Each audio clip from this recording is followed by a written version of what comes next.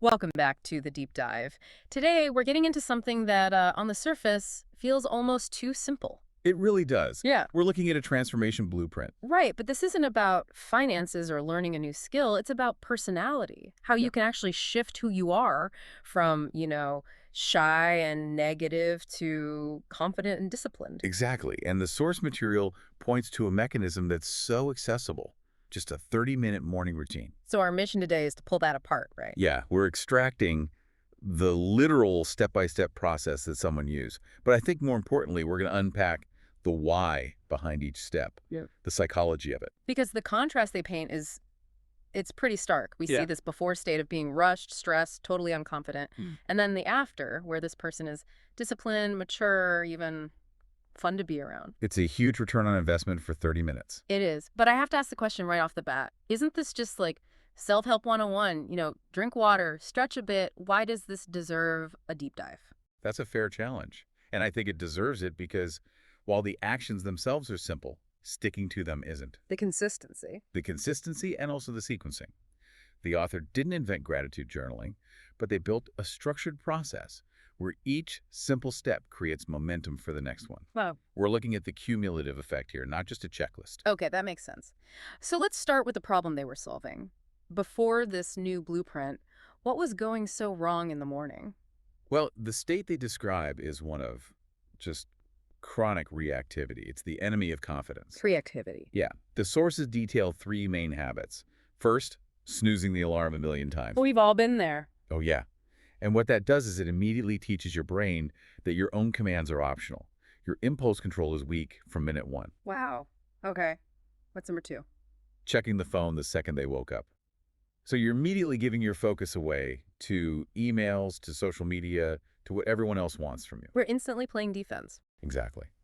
And the third habit was just waking up rushed, which means you start the day in a state of stress.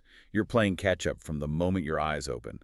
If your morning is chaos, your mind is chaos.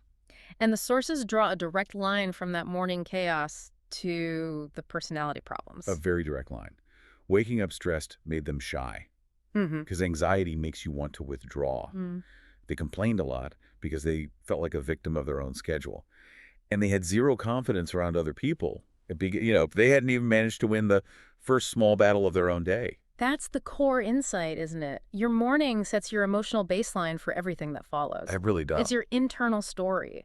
If you can't even control your alarm clock, how are you supposed to walk into a big meeting feeling like you're in charge? You're not. So let's flip it. Let's walk through the solution, this 30-minute blueprint. And for each step, we really need to understand the psychological effect. Okay, lay it out for us. What's step one? Step one is called the peaceful awakening. It's just the first minute of your day. Peaceful awakening. I like that. It means waking up a little earlier than you have to. Mm. And the sources are really specific here. No jumping out of bed. No panic. No panic. Instead, you just lie there for a second, take one slow, deep breath, you consciously smile, and then you think of one good thing you're looking forward to that day. Just one small thing. Why is the no jumping out of bed part so important, though? Because you're trying to avoid that immediate spike in cortisol, the stress hormone, Hmm. a jarring alarm, a sudden rush. That's a fight or flight signal to your brain. Ah. A peaceful awakening is a deliberate act of telling your nervous system, hey, I'm in control here. We're good.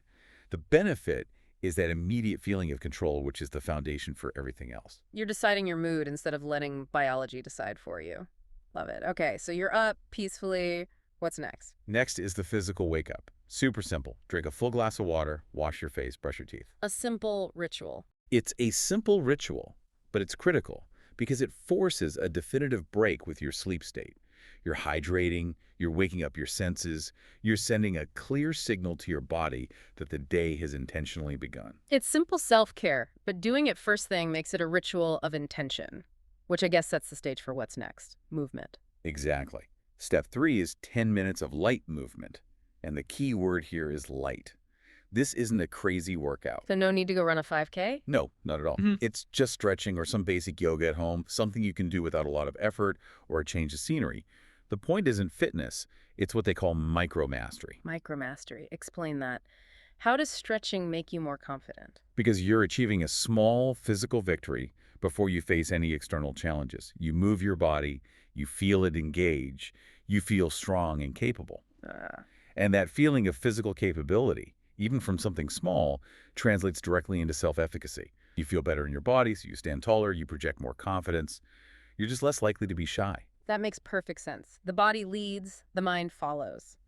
So now that the body's had its win, we turn to the mind. Right. And this is where we tackle that complaining habit head on. Step 4 is 5 minutes of gratitude journaling. Okay, so just writing down things you're thankful for. 3 things you are genuinely thankful for. It's so simple, but the cognitive shift is immediate.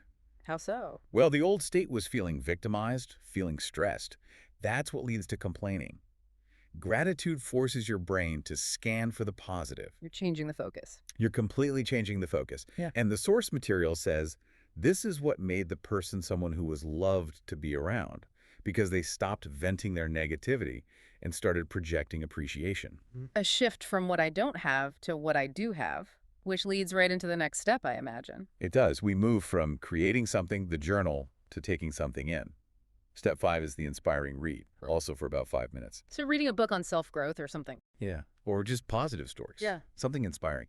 And the personality benefit here is really aimed at overcoming that shyness and social anxiety. How does reading help with that? Because reading expands your world. It gives you what you could call external anchors for conversation. External anchors. Yeah. A lot of shy people struggle because they're so focused inward on their own anxiety. Reading forces your perspective outward. It gives you new ideas, new stories. It makes you feel a little wiser, better prepared for a conversation because you have something to talk about besides yourself. It basically gives you conversational ammo so you can engage outward instead of retreating inward. Okay, so we're about 25 minutes in. But the source material said there was one step, one specific thing that was the absolute game changer. Yes. And this is the one that really gets at that core idea of internal validation. The game changer was mirror positive talk. Mirror talk, okay. The action is exactly what it sounds like. You stand in front of the mirror, you look yourself in the eye, and you say positive affirmations out loud. Like, The source gave examples. Things like, I'm confident and kind today, or I am becoming my best self. I'm going to be honest, that sounds like it would feel really awkward for a lot of people. It absolutely does, and the source is clear on that. The person admitted it felt weird at first, I bet. but that's the whole point. We are so used to looking for validation from other people. This exercise forces you to be your own primary source of validation. And the source claims that doing this consistently is what builds real self-love and charisma. You're basically programming your own subconscious, speaking your confidence into existence before anyone else has a say. That's actually really powerful. It's the core of the transformation. So we've handled the mental programming, the emotional state. What's last? We need fuel for this new operating system. Precisely. The final piece is just healthy fuel. Eating a simple, healthy breakfast. Fruits, eggs, oats, coffee. And the purpose is just energy. It's about stable energy. The old routine, the stress and negativity, it was probably fueled by bad food choices or no food at all. Right, a sugar crash by 10 a.m. Exactly. Good fuel means a good mood. It prevents those energy crashes that bring back impatience, irritability, all those negative thought patterns. You're making sure the work you did in the first 30 minutes actually lasts. So let's get to the payoff. After all this, after months of this discipline routine, what actually changed? Did this 30-minute investment really transform a personality? It did. But the source is clear. It wasn't instant. It took a few months of being really consistent. But the results were huge, and they showed up in 2 ways. Okay. First, the internal changes. The person just became more disciplined, more positive. They genuinely felt more confident in a way that wasn't dependent on other people. And the second way? That was the external validation. This is the proof it worked. Friends and colleagues actually noticed the change. They started commenting that this person seemed mature and fun to be around. Wow. The complaining was gone, the shyness was gone. They became someone other people wanted to be around because their internal state was so much more intentional and peaceful. That's incredible. That's the real measure of success, when the internal changes become visible to the outside world. And I think the lesson for you, the listener, is right there in the advice they gave. Start small. Be consistent. Try it for 30 days. See what happens to your own internal baseline. And if we just zoom out for a second, the core finding here is that personality isn't something that just happens to you. It's something you can build. It's a result of combining that internal focus, the gratitude, the self-talk, with disciplined, physical preparation. You are literally building a confident identity from scratch every morning before you walk out the door. That's it. Which brings us to our final thought for you to take with you. The source material called the simple, and let's be honest, slightly awkward act of talking to yourself in the mirror, the game changer. So consider this. If confidence is a skill you can practice, not a trait you're born with, how much time are you actually spending training that skill? Versus just passively waiting for someone else to come along and tell you you're good enough. Think about the power of that internal story, and we'll catch you next time.